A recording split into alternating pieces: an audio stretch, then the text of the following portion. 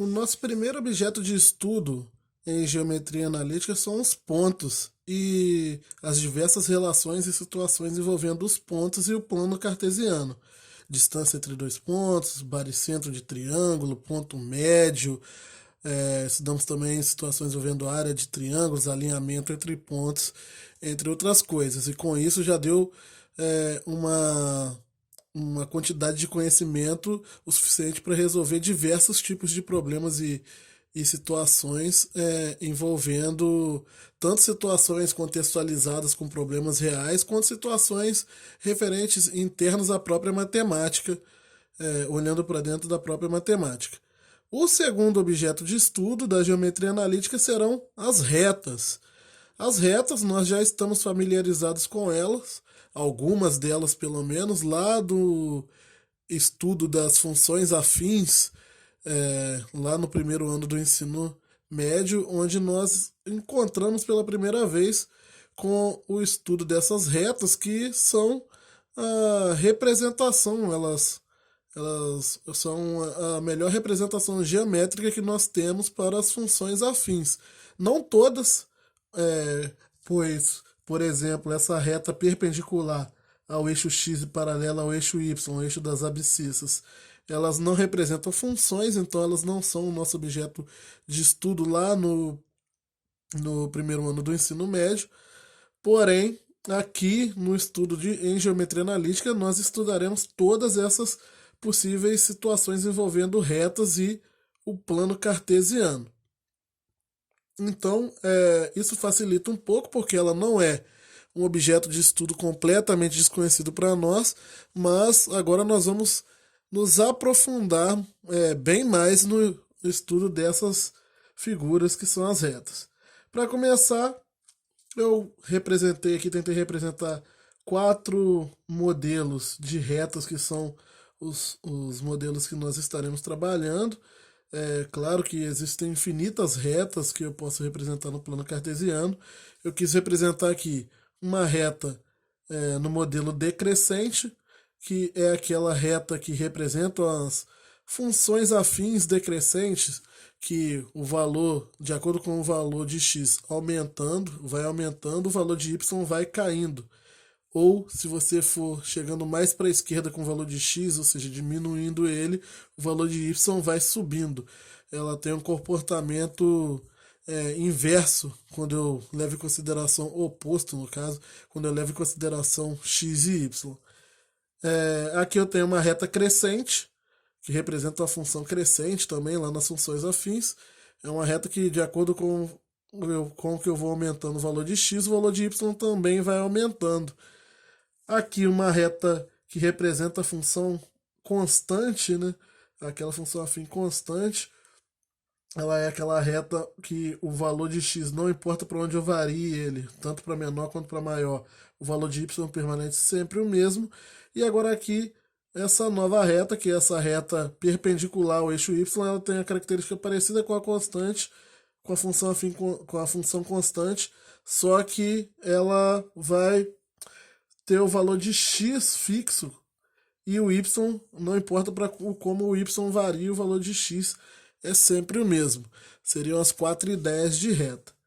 Toda reta ela possui uma inclinação, quando eu relaciono ela com o eixo x aqui, no sentido, marcando sempre o ângulo no sentido anti-horário. Então ela vai possuir uma inclinação. Quando eu falo de inclinação em geometria, eu estou falando de ângulos, né? Estou falando de direção, estou falando de ângulo.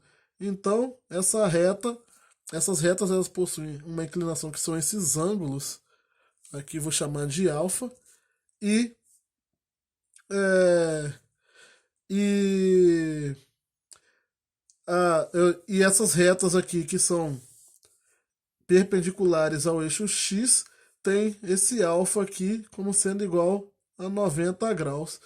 Quando tem a reta constante em relação que passa por um valor de y constante, que são as funções constantes, ela não terá inclinação. E aí nós consideramos esse ângulo formado entre ela e o eixo x como 180 graus, porque essas duas retas são paralelas. Nós consideramos esse ângulo igual a 180. Então eu tenho aqui os ângulos que representam a inclinação da reta.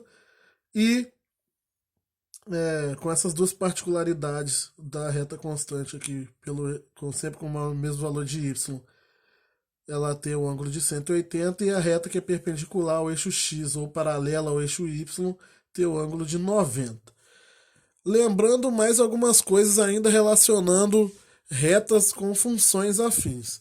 Nós temos lá no ensino, quando estamos estudando reta, nós aprendemos que a lei de formação de uma reta, ou a equação, a fórmula ou equação que representa uma reta, é aquela fórmula y igual a ax mais b, onde x e y são as coordenadas dos pontos. Esse a e b são dois coeficientes, ou seja, dois números normalmente conhecidos da reta, e ela tem essa lei de formação.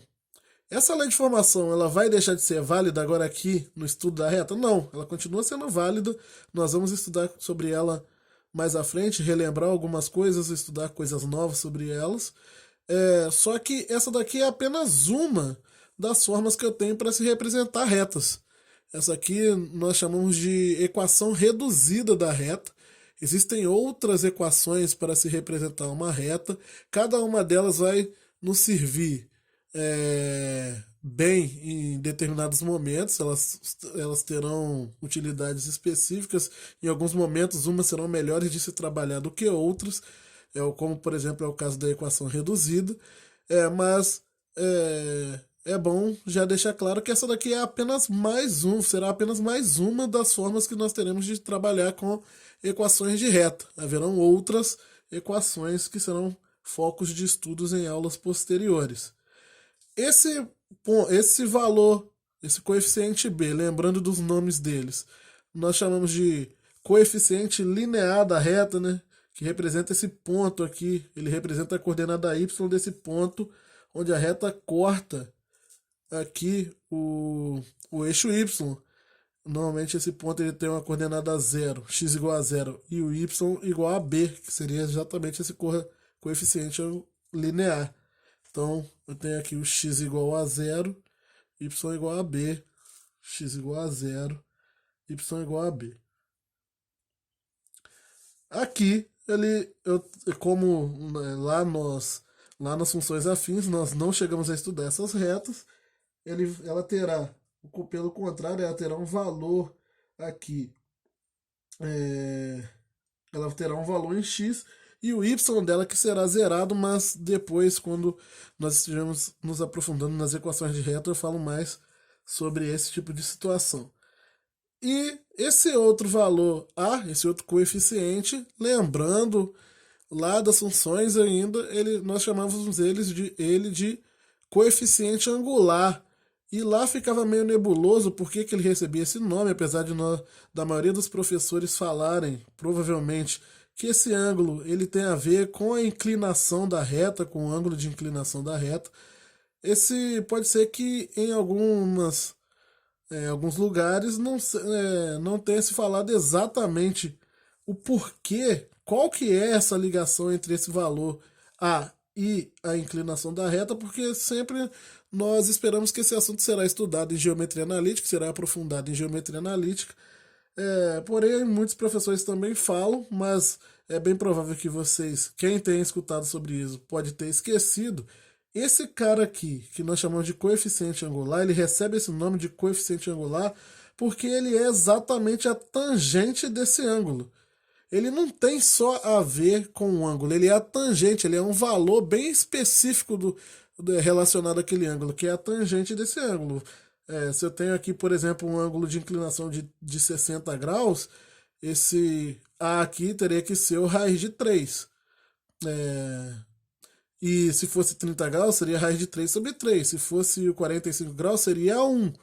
E vai variando de acordo com o grau que esse ângulo forma aqui de acordo com o tamanho desse ângulo formado aqui entre a reta e o eixo x. Então, esse coeficiente aqui, que nós chamamos de coeficiente angular, ele quando nós calculamos a lei de formação, a equação da reta, ou lei de formação da função, ele é a tangente desse ângulo de inclinação da reta. Essas seriam as primeiras particularidades que eu gostaria de falar sobre reta antes de nós começarmos a entrar realmente para o assunto.